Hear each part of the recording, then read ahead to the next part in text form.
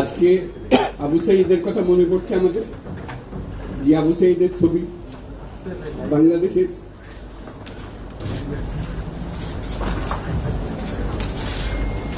প্রতিটি মানুষের মনে গেছে আছে, এটা কেউ বলতে পারবে না। কি অবিশ্বাস্য একটি সাহসী দিবস।